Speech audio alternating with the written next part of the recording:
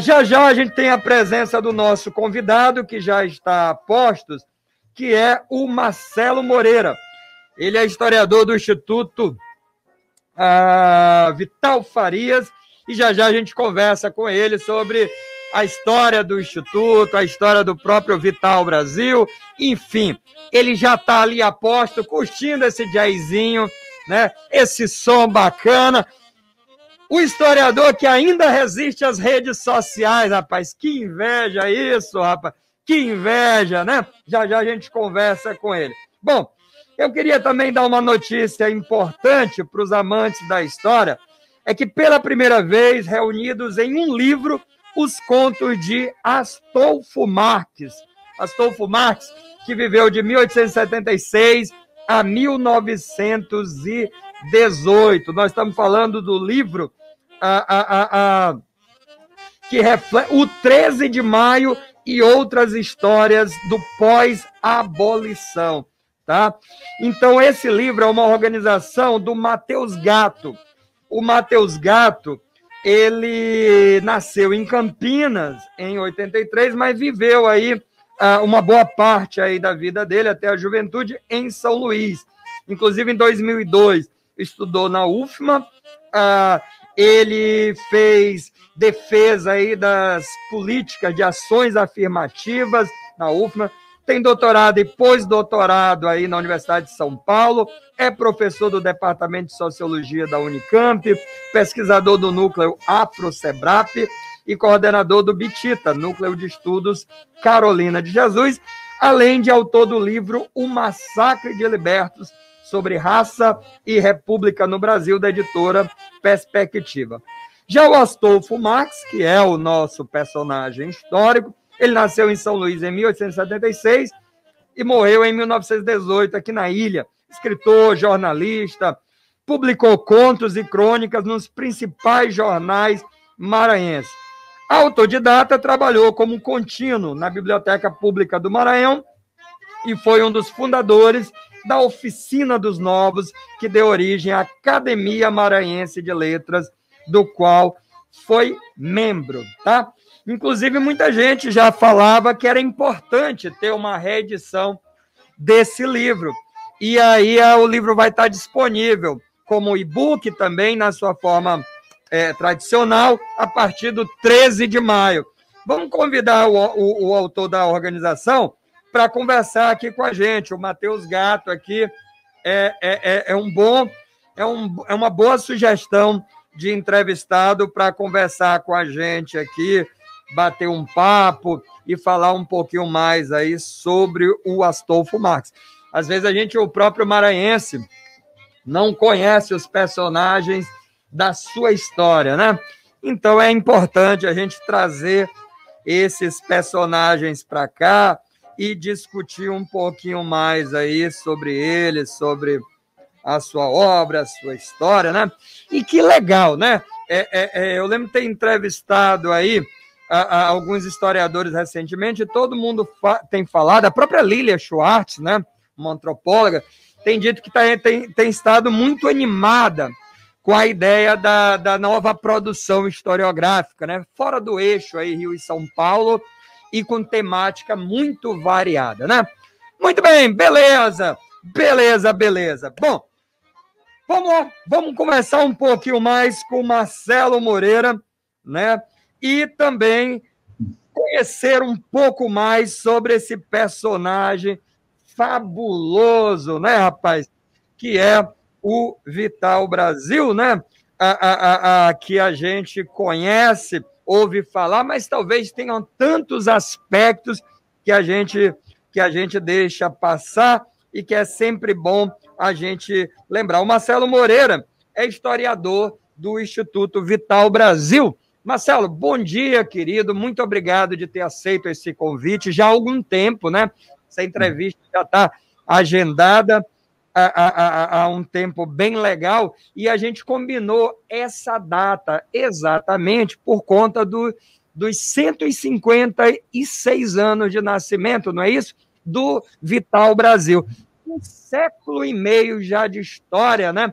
Você acha, Marcelo, que o Vital Brasil é devidamente reconhecido num país tão sem memória, mas você acha que o Vital Brasil ele tem o seu justo reconhecimento? Antes de mais nada, claro, o nosso bom dia e seja bem-vindo à nossa Ilha do Amor, ainda que de forma virtual. Você já esteve aqui na ilha, Marcelo? Bom dia. Bom dia, agradeço o convite e ainda não tive a oportunidade de conhecer o Maranhão. Eu mandei para você um livrinho para você ter ali um contato ali com alguma coisa. Passada essa pandemia, não deixa de vir conhecer aqui não só a cidade, como o estado, Lençóis Maranhenses, e, enfim, as belezas e a história também. Aqui tem muitos aspectos, né? Tivemos a Balaiada, Revolta de Beckman, a história da Ana Jance, a questão da escravidão muito forte, uma cultura popular fantástica, né? O Vital Brasil não andou aqui pelo Maranhão, ele teve pela região amazônica, mas acho que não chegou no Maranhão, não, né, Marcelo? Não temos esse relato, né? Bom, sobre a sua primeira pergunta, sobre o reconhecimento, se ele tem um reconhecimento devido. Bom, eu vou te contar sobre como eu conheci a história do Vital Brasil. Eu me formei em História pela UERJ e estudei entre 2005 e 2009. E em 2010 eu fui trabalhar num projeto dentro da Fiocruz, que era um projeto sobre história, mulheres na ciência. E eu só fui conhecer a importância de Vital Brasil para a saúde pública brasileira quando ingressei no mestrado na própria Fiocruz, e aí a minha orientadora trabalhava com a produção científica do Vital Brasil. Então, só por essa historinha você já vê que é um nome muito importante para a saúde pública que, infelizmente, não é muito estudado. O Oswaldo Cruz ele já é bem mais conhecido, até pela questão da revolta da vacina. Né, Marcelo? Viveu, quer dizer, 85 anos, né? Salvo engano aqui de conta. Então, uma vida de pesquisa, de estudo, de trabalho na carreira pública, grande e intensa, né, Marcelo? Demais.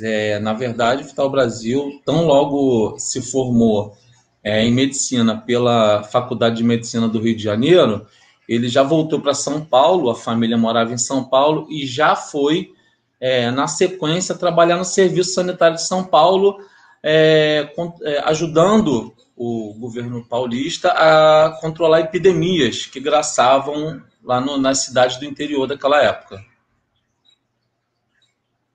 E viveu outra coisa, viveu também tempos difíceis, né? Essa virada do século XIX para o século XX, e essas primeiras 2 décadas, elas foram muito complicadas, né? Elas foram difíceis em vários sentidos, né? Em vários aspectos, né? Mas antes de falar um pouquinho desse cenário da vida dele de uma forma geral, vamos voltar um pouquinho aqui para a infância dele.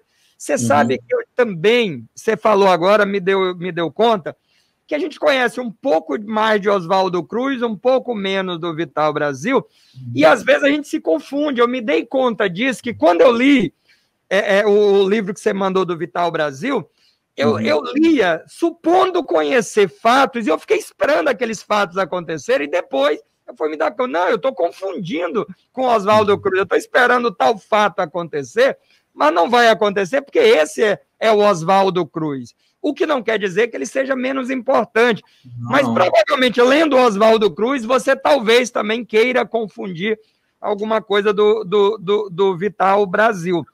Mas o Vital Brasil me chamou a atenção a coisa da origem humilde. Mas, ao mesmo tempo que ele tem origem humilde, ele tem uma educação de qualidade. Ele tem uma base familiar bacana e tem...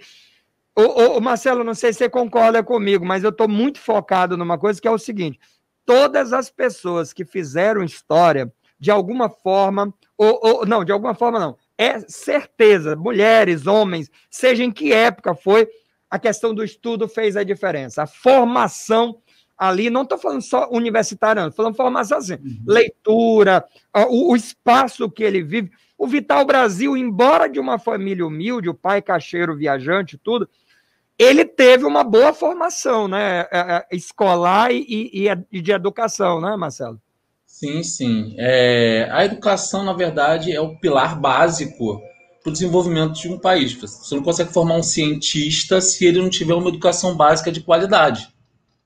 E o Vital Brasil estudou em boas escolas, principalmente o que hoje a gente considera como ensino médio, foi num colégio presbiteriano, um colégio muito bom. Então, isso certamente consolidou as bases para que ele ingressasse na Faculdade de Medicina do Rio de Janeiro e, dali em diante, alavancasse sua carreira, né? Pois é, e a família dele, o pai, embora caixeiro viajante, essa coisa dele viver em várias cidades, viajar, o próprio Vital Brasil, né? A família dele já é uma graça, o nome dos irmãos já é uma curiosidade à parte.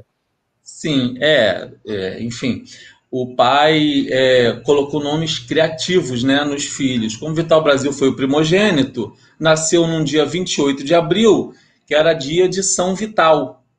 E aí pegou o Vital do Santo, Brasil, como nas Minas Gerais, ele era mineiro da campanha. Por isso o nome dele é Vital Brasil, mineiro da campanha. E aí as irmãs, enfim, são nomes curiosíssimos. Tem Iracema, Ema, tem vários nomes que vale a pena, é uma história que vale a pena ser conhecida, muito curiosa.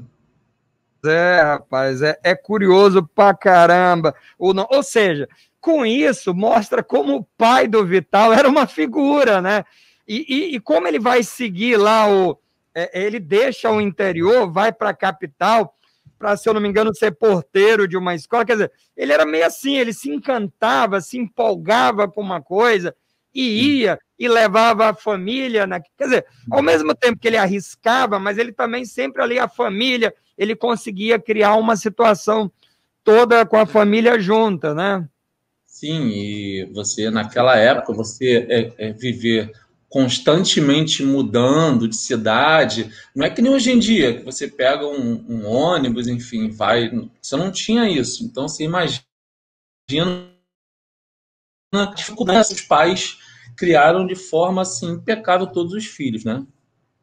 Pois é. E aí, Marcelo, por exemplo, eu não sabia disso, descobri no material que você mandou no livro, o Vital Brasil chegou a ser, parece que por meses, não sei se por muito tempo, entre outras várias coisas, ele foi condutor de bonde aos 15 anos de idade, garoto. E sim, foi quando eles foram para São Paulo, né?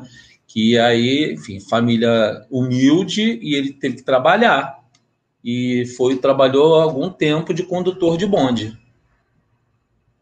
E outra coisa também é que a ideia de ser médico, talvez a gente possa fazer um paralelo com hoje. Eu fiquei pensando muito nisso. Ser médico, ainda hoje, é um curso elitista. Seja para você conseguir passar, né, no teste, mas mesmo você passando, a manutenção do curso é alta, porque você meio que precisa estudar de forma integral, não dá muito para trabalhar. E o Vital, primeiro, quando o pai dele buscou ajuda para os estudos dele, falou, não, esse garoto quer ser médico, vários deputados da região dele lá falaram, não, sem a menor chance, esse garoto não tem a menor condição de ser médico. E contrariando, portanto, esse prognóstico, ele não só entra na faculdade sendo humilde e mantém o curso, e eu estou falando porque na minha família tem médicos, na minha família, e o cara trabalhar, mas trabalhar mesmo, eu não estou falando ali de trabalhar duro, dar aula, fazer um monte de coisa, e fazer o curso, quer dizer, ele estudava ali de madrugada, aí tem um relato, parece que ele botava o pé numa bacia de água fria, quer dizer, uma série de coisas para estudar à noite para aula, ter aula e ainda trabalhar, ainda conseguir se virar, porque ele é o mais velho, né? Então, o pai e ele tem que segurar a onda ali da família também, né, Marcelo? Ele tinha algumas estratégias para conseguir levar o trabalho que ajudava ele a continuar na faculdade e a própria faculdade, porque ainda hoje é muito difícil você estudar medicina.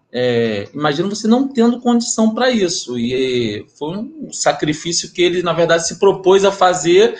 E graças a isso, hoje em dia, nós, né, brasileiros e o mundo inteiro, na verdade, agradece a ele pelas descobertas que ele faria após terminar a faculdade. E tem uma coisa que eu queria que você comentasse um pouquinho, né? Que é os professores, não vou generalizar todos, porque eu não sei disso, mas tem alguns professores do qual o Vital vai se aproximar, que vão trabalhar muito com ele, e ele parece que vai incorporar essa ideia de dedicação à causa pública. Pronto. Chegamos num ponto que eu queria fazer relações daquela época com agora. O que você acha que toca o Vital Brasil? São os professores, é a história dele, é a vivência que ele tem. Que elemento você acha? É uma especulação, talvez, da minha parte, mas não sei se você tem elementos para falar disso. O que toca mais o Vital Brasil? É um momento, porque ele poderia ter sido um médico mais elitista, ter tido, né, ter tido uma vida mais, inclusive com carreira política, inclusive, quer dizer, mas ele tem me parece que essa coisa da dedicação à causa pública é uma coisa que vai ser permanente. E com isso eu não estou querendo criar um herói aqui, mas parece, salvo engano meu ali de uma leitura que não é aprofundada, por isso que eu estou perguntando a você, que conhece mais. É isso mesmo? Quer dizer, essa coisa da causa pública é uma real nele, não é nenhum heroísmo criado sobre ele, e como isso se forma e se torna sólido nele?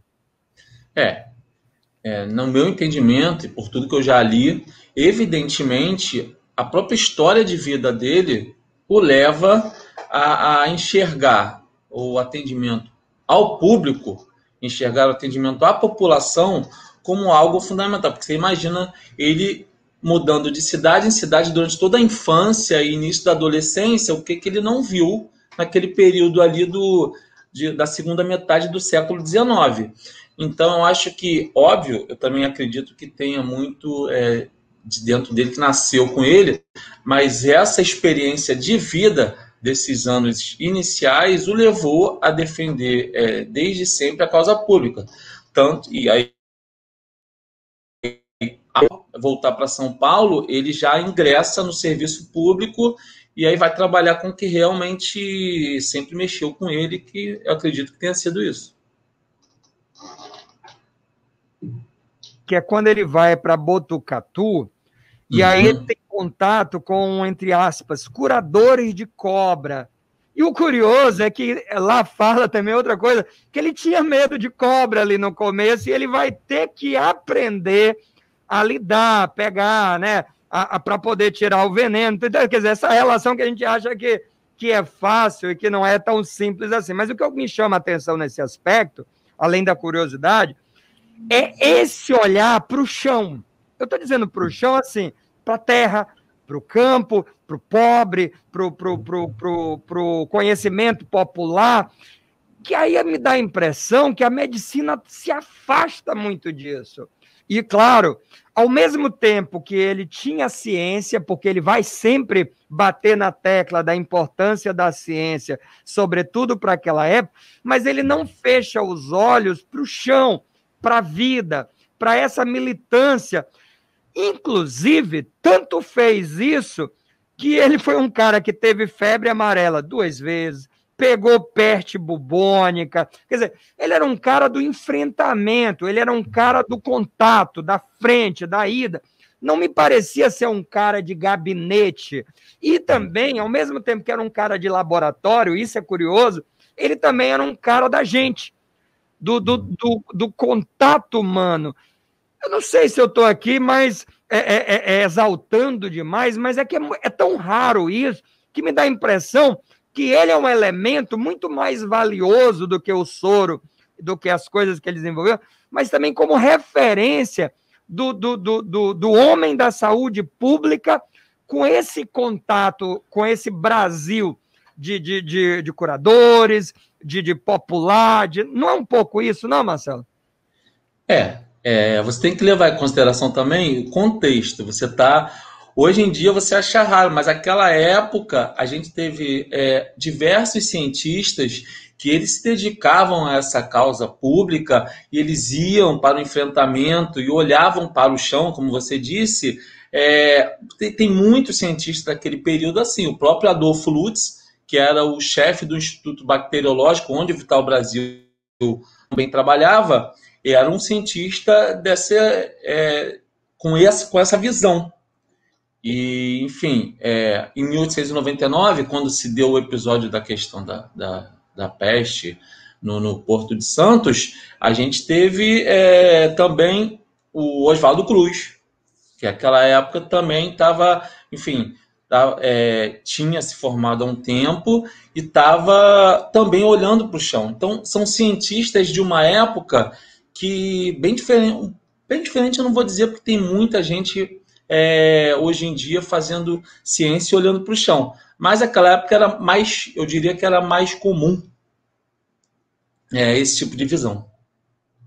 Pois é, olha, destacar aqui os nossos teleouvintes, né, acompanhando a gente, Careca Coelho dando bom dia, o Jailton Sodré participando bastante, além do bom dia, ele dizendo que você, Marcelo, precisa conhecer a arquitetura portuguesa aqui de São Luís, então reforçando o convite. Ana Catarina acompanhando a gente, querida, beijão para você lá de Palmas, que bacana, e a irmã dela também, a Ana Letícia, acompanhando a gente aí, dando bom dia, também estudante aí de História, e legal. Professor Ronilson Flávio, professor Ronilson também, professor, historiador, dando aí o bom dia, acompanhando a gente. O Raimundo Pinto, da cidade de Brejo, interior do Maranhão, lá no Baixo Parnaíba, acompanhando a gente hoje também.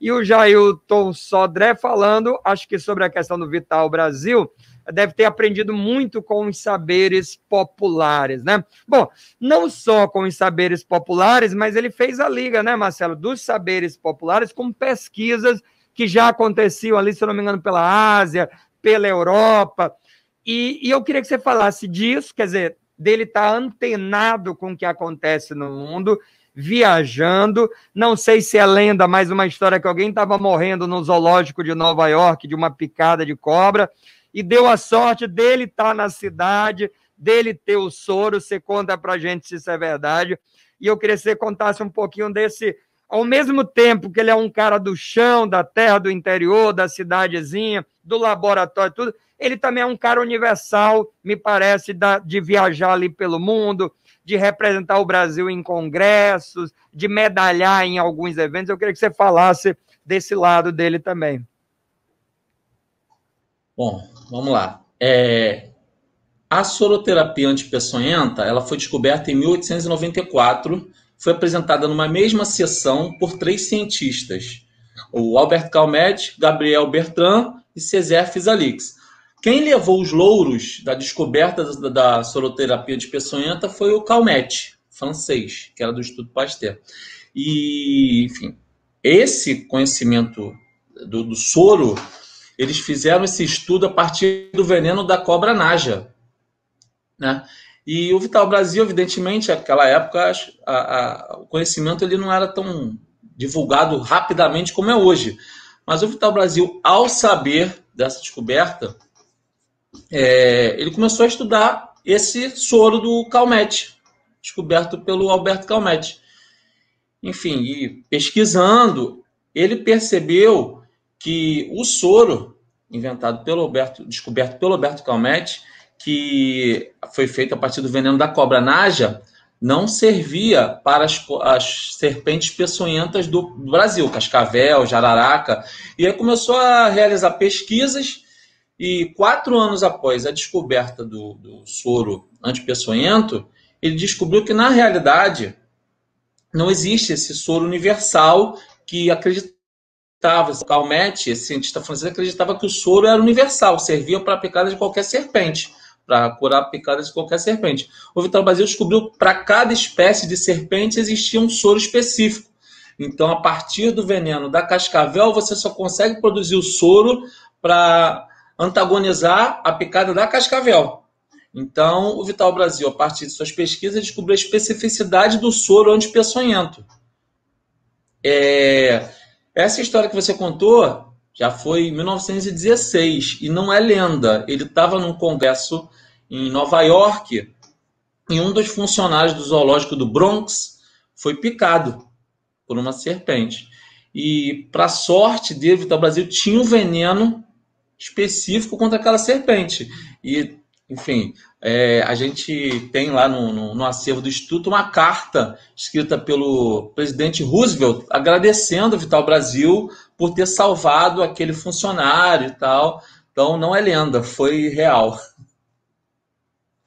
Então, faz parte de uma geração de pesquisadores com contribuição para a saúde pública, né, para o político, para o popular, e ao mesmo tempo com um reconhecimento fora. Existe um contexto, mais uma vez a coisa do contexto também, muito propício à questão da saúde pública na época, não, Marcelo? Os amigos, essa turma, Emílio Ribas, um monte de gente, professores, mas muita gente boa surge nessa época, né? Sim, e eles conversavam muito entre si. Há um tempo atrás, tentou-se pintar que havia uma rivalidade entre Oswaldo Cruz, Vital Brasil, enfim. E isso jamais aconteceu. Na verdade, eles eram amigos. Quando Vital Brasil vai para Santos para ver se realmente era a peste bubônica que estava presente no Porto de Santos, após uma alta mortandade de ratos, que ele contrai a peste, e na sequência o Oswaldo Cruz vai lá realmente para confirmar o diagnóstico inicial do Vital Brasil, que era peste bubônica. Eles, enfim, trocavam cartas e o Oswaldo Cruz agradeceu ao Vital Brasil por ter descoberto a peste no Porto. Então, naquela época não havia rivalidade, não havia egos inflados, né? Os cientistas trabalhavam em prol de uma causa única, que era a saúde da população. E de doença, Marcelo, ele entendia, né, cara? Tem uma história que ele, quando criança, um médico sueco, parece que fez ali, usou ele, me parece, como cobaia, e aí ele teve febre amarela, como eu falei já 2 vezes, teve peste bubônica, parece que morreu uma criança picada de cobra no colo dele, e aí ele teria tido essa coisa de se dedicar a isso, quer dizer, é um cara que de doença entendia bem, né, cara? Foi em Botucatu, né? Em Botucatu foi quando ele realmente falou, vou pesquisar sobre acidente peçonhento, que ele tinha ido para Botucatu clinicar como médico, e aí lá ele teve contato com muitos acidentes. E aí uma criança adolescente, né, uma menina, foi picada, e quando ele foi chamado para socorrer, não conseguiu salvá-la. Então, a partir de então, despertou aquele sentimento nele de preciso pesquisar o soro, e aí ele voltou para São Paulo para começar aí o que culminaria na descoberta da especificidade.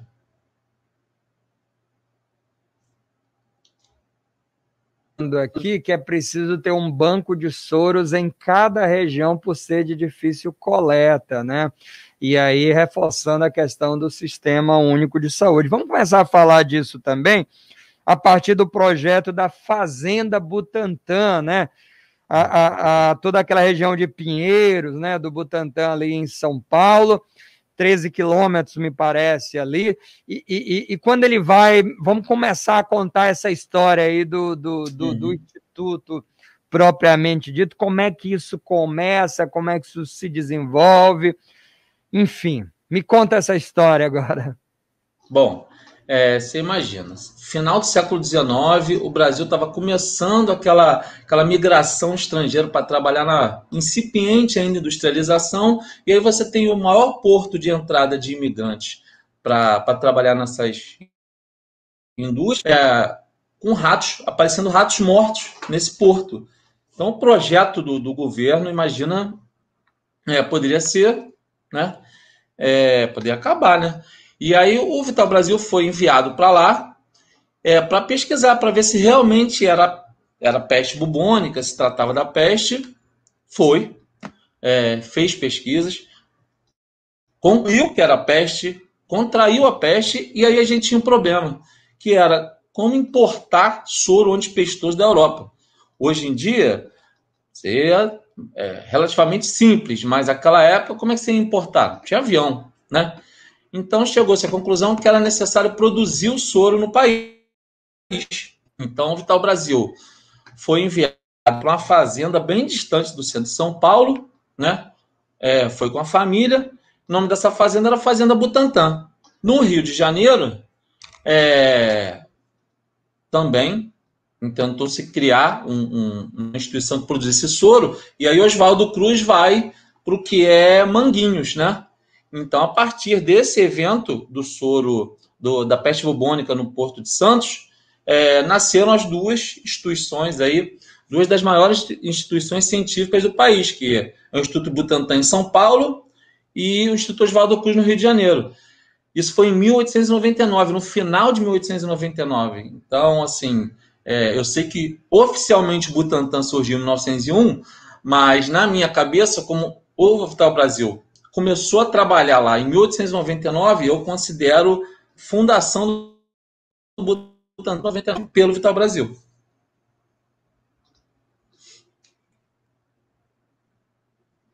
Né, não oficial um pouquinho mais do que 100 anos, não tem como eu te fazer essa pergunta, Marcelo. Como historiador, a gente não tem como pensar no presente e no futuro. Tantos anos de pioneirismo, eu estou falando lá do Instituto, né, do Oswaldo Cruz, e também comparando com o Vital Brasil, tantos anos, e a gente ainda vive problemas na questão da saúde pública. Claro que poderia ser pior, claro, eu estou falando assim, mas tantos anos de estudo para, num momento desse, e eu não estou colocando a culpa nos institutos, é o contrário, é dessa relação com o poder público, quer dizer, a gente tinha todas as cartas nas mãos, né, todas as cartas na manga, para poder dar passos largos, e aí, de repente, a gente se vê num retrocesso danado no que diz respeito à saúde pública, né? Quer dizer, começamos bem o século XX, enfrentamos bem, me parece, quando a gente lembra a revolta do vacina, eu estou falando do Oswaldo Cruz ali, quer dizer, você vê o Oswaldo Cruz no poder público lutando pela vacina, contra a ignorância. E agora você tem um movimento inverso, quer dizer, o governo sendo o porta-voz da ignorância, no sentido de que a população querendo a vacina e a ciência sendo questionada. É inaceitável, Marcelo.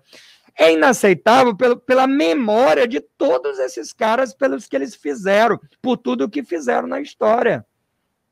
Esse movimento anti-ciência, infelizmente, é um movimento global, né? Você tem pessoas recusando a se vacinar em outros países além do Brasil. Infelizmente, houve retrocesso, né? Mas é porque a história ela é cíclica, né? Então a gente espera que esse momento virtuoso do início do século XX retorne em breve. Que isso aconteça. Eu queria que você me falasse mais, já que a gente abriu essa questão política, da relação política. Pode até comparar com Oswaldo Cruz, o Vital Brasil, se você quiser, ou com outras pessoas. Como é que foi essa relação? Porque, bom, a Fazenda Butantã, ele teve que lidar com a burocracia, teve que lidar com as vontades políticas, teve que conciliar, né, essa questão toda. O próprio Instituto Vital Brasil também viveu um momento aí com a questão do governo recentemente, uma relação, quer dizer, de crítica, de apoio, de incentivo e falta de apoio antes. Essa relação com o poder público, ela nunca é fácil, mas eu queria que você falasse um pouquinho do Vital Brasil e a relação dele com o político, com o poder político da época que ele viveu, que, se não me engano, vai até resultar na saída dele, em 1919, né, salvo engano. Uhum, Então, quando criou-se o Instituto Butantan, como ele era ligado ao Instituto Bacteriológico, era uma instituição do governo de São Paulo. E ali pelos anos de 1917, 18, o Vital Brasil começou a receber muita interferência no trabalho dele, dentro do Butantan. Até o momento que ele cansou, decidiu sair, né? E recebeu o convite do então, na época era presidente do estado, vou falar governador, mas é o equivalente ao que hoje é governador do Rio de Janeiro, para fundar aqui no Rio de Janeiro uma instituição que, enfim, que fizesse atendimento de exames públicos, né? Que a gente não tinha isso no Rio. Exame para a população, vacinação, enfim. E aí ele aceitou o convite, veio para o Rio de Janeiro fundar o Instituto Vital Brasil.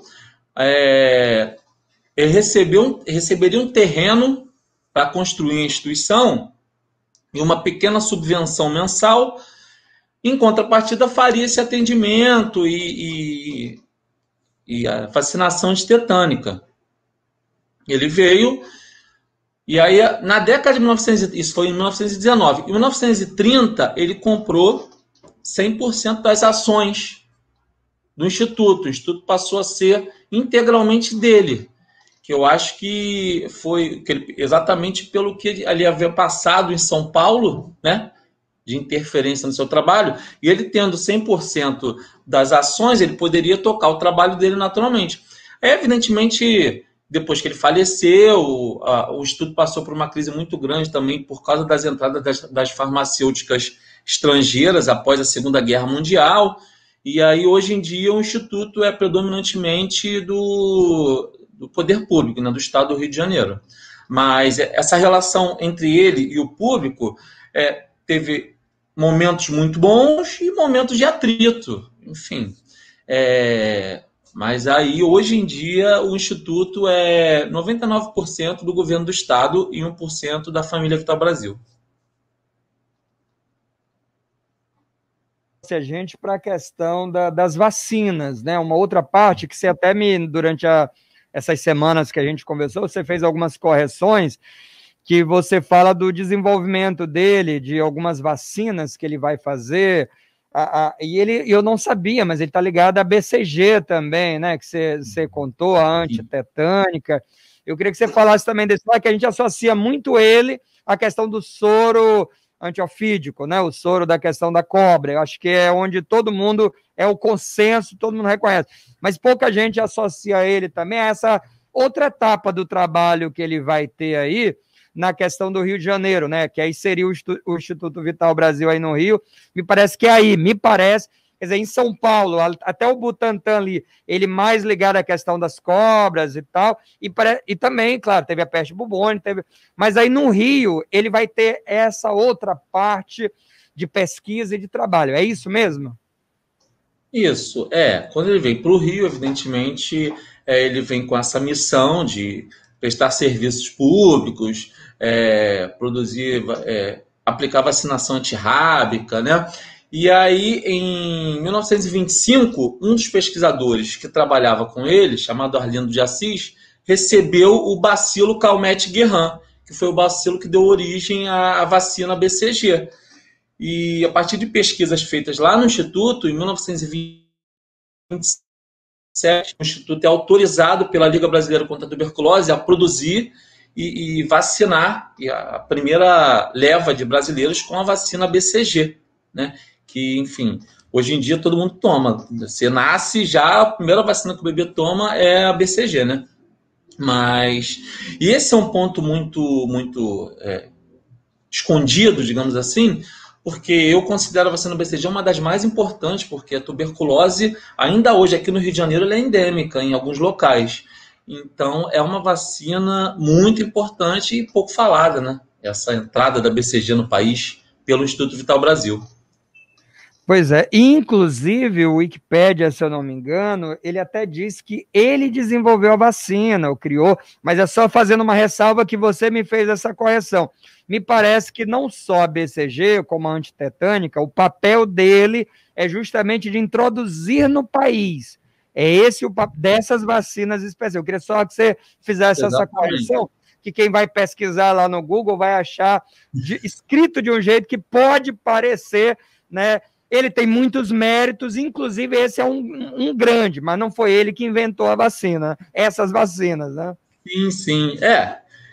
Na verdade, a ciência ela caminha a partir dos avanços que vão acontecendo, né? Os cientistas, você tem uma pesquisa, e aí, a partir dessa pesquisa que um cientista faz, o outro pega e vai avançando, é assim que ela avança. Ela não é uma pessoa consegue desenvolver todas as descobertas de uma mesma época.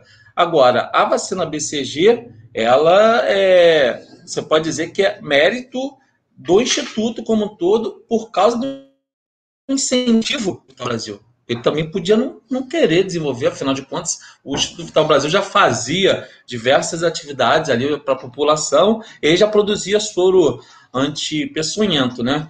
Enfim, então tem muito mérito, mas não foi ele que descobriu.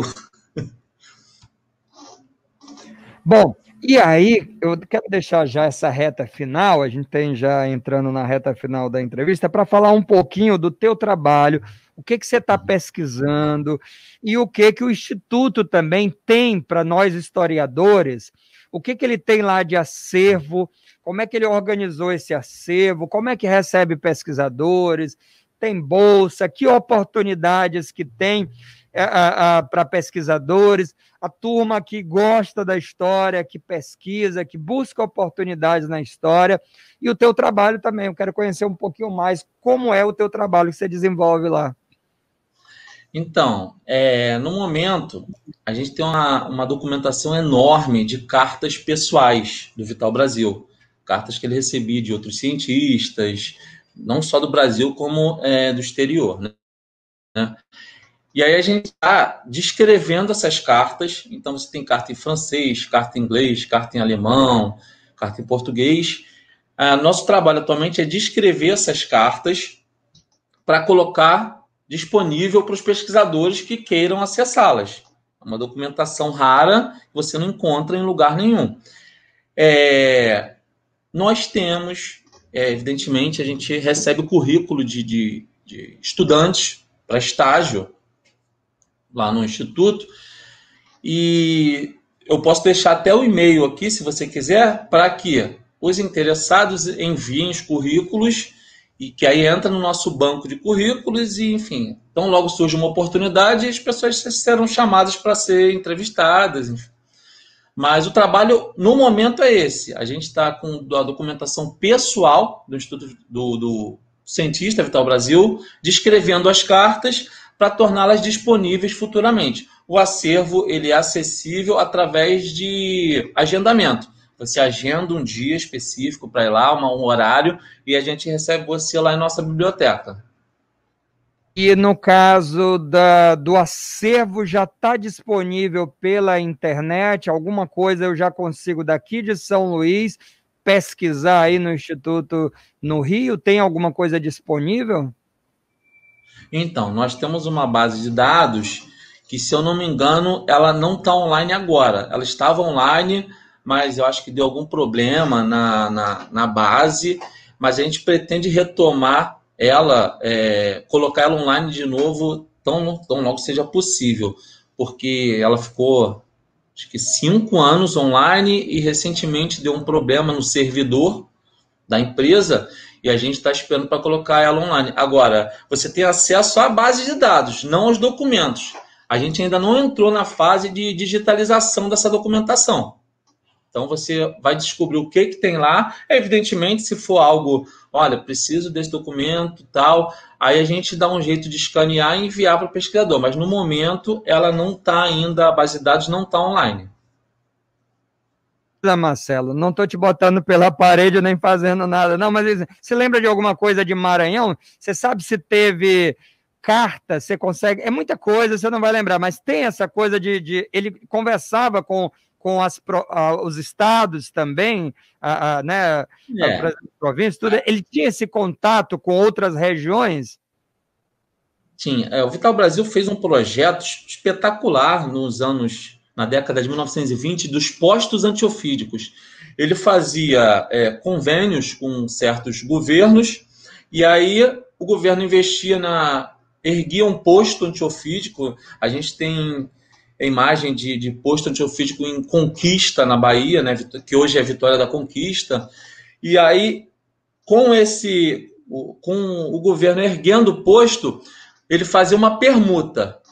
Os fazendeiros capturavam serpentes, entregavam no posto, e aí ele ia, à medida que o Instituto ia lá pegar essas serpentes, também dava ampola de soro para tratamento. Então, assim, a gente tem evidência de que tem vários governos, né? Mas Maranhão, eu por enquanto não achei nada. Mas assim que achar, eu entro em contato com você. Legal, tá bacana. Ô, Marcelo, eu queria te agradecer muito aí a tua participação. E você sabe que a gente te ouvindo aqui, eu já tinha me dado conta disso, conversando com você, estudando o livro que você mandou e lendo outras coisas. E aí eu me dei conta da certeza de ter acertado esse tema, porque alguns temas realmente a gente precisa falar sobre para conhecer mais. Então eu agradeço essa oportunidade que eu tive, que se não fosse o programa, talvez eu ia continuar muito na superfície. Ainda estou nela, mas pelo menos mergulhei um pouquinho mais para conhecer mais sobre o Instituto Vital Brasil, que eu acabava confundindo, você sabe, né, o Butantan, Vital Brasil, Oswaldo Cruz, essas coisas, o que cada um fazia, e o próprio Vital Brasil só do soro antiofídico, como a gente já falou, e algumas dicas que você deu aí também, se o Maranhão não está... Como é que o Maranhão...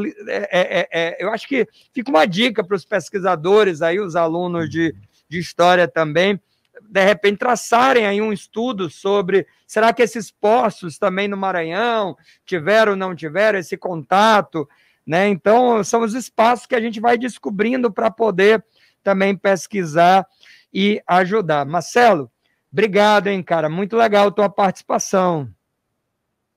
Bom, Marcos, agradeço a oportunidade e, enfim, quem quiser, por exemplo, saber, quero pesquisar alguma coisa no acervo, o e-mail posso deixar?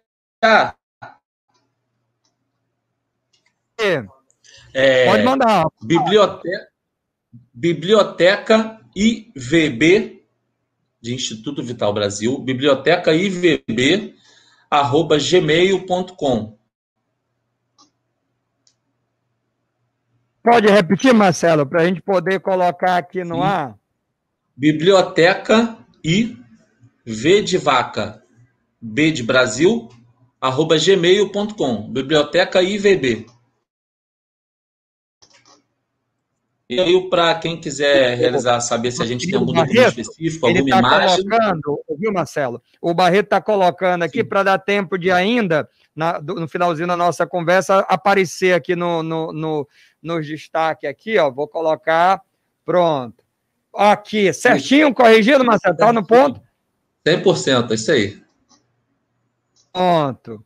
Vou deixar ele aqui até o fim do nosso papo aqui, só para quem quiser pegar aí para poder anotar. Bom, Zema Ribeiro, rapaz, que apresenta daqui a pouquinho o Balaio Cultural, o melhor programa cultural do Maranhão, quiçá do Brasil, viu? Programa bom. Tá elogiando, maravilha de programa, História em Debate, mandando bem, sábado após sábado na Rádio Timbira. Parabéns, Marcos Saldanha. Parabéns também ao Zema, viu, pelo programa bacana que tá fazendo aqui. E hoje tem, viu, os entrevistados aqui bacana, de altíssimo nível, é muito legal, e eu não perco não, porque eu não sou bobo, né? Ele e a Giza Franco aqui, daqui a pouquinho estarão aí conosco. Ô Marcelo, obrigado aí pela sua participação. Ó, lembrando que esse programa, ele fica salvo, você pode ir lá na TV Timbira, na íntegra, já a partir de agora que terminarmos o programa, ele está lá à disposição para você ver, rever, estudar, pesquisar, usar em sala de aula com seus alunos, tá? Muito bacana, Ana Letícia aí dando um obrigado, a gente que agradece a presença de vocês, e até o próximo sábado, a gente já tem convidado, a gente vai falar da questão das juntas governativas, tá? No nosso programa, nosso convidado do Rio de Janeiro, Marcelo, a gente vai para o Pará no sábado que vem. A gente vai conversar com o André Luiz. Ele lançou um livro que conta a história das juntas governativas e o índio aqui no Maranhão. Então, é um livro bacana. Eu fiz a compra, deve estar chegando essa semana agora o livro para eu ler durante essa semana, esperando.